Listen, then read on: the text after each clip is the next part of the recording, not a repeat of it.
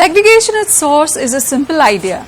As SWM practitioners, it's important for us to promote this core philosophy so more and more people segregate the waste they generate. But it's the one that faces the most resistance. Any discussion on segregation at source will most often be met with an outraged question of, why must I segregate? And in case there are some of you who are listening right now asking the exact same thing and wondering, why must I segregate when it's meant to be thrown away? Segregation at source is the starting point of any discussion on meaningful waste management.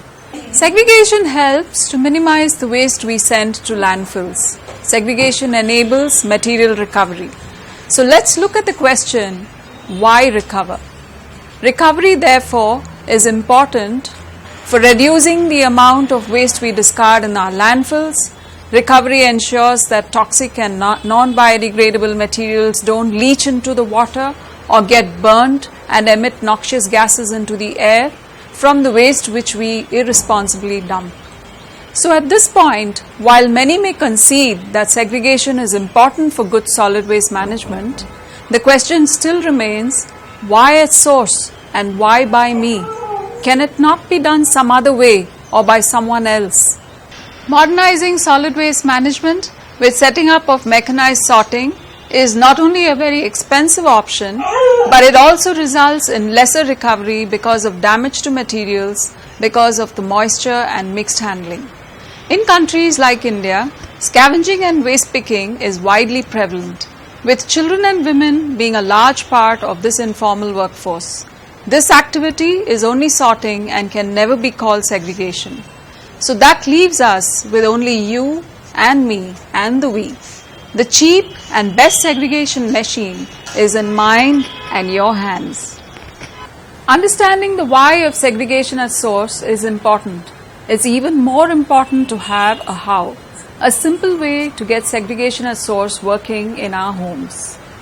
Many residential communities and pockets across the city, including mine, were battling with the common problem of unreliable waste collection, leading to piles and piles of black trash bags, and suddenly here was the seemingly simple working solution.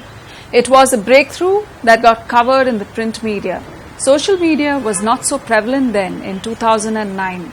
We as apartment residents found a way to ensure segregated collection from homes. Wet waste could get collected daily for composting, dry waste after segregation by each flat and stored in bags needed to get collected only once a week. This would then be collected from the apartment for a nominal price by a separate private agency who was recycling it.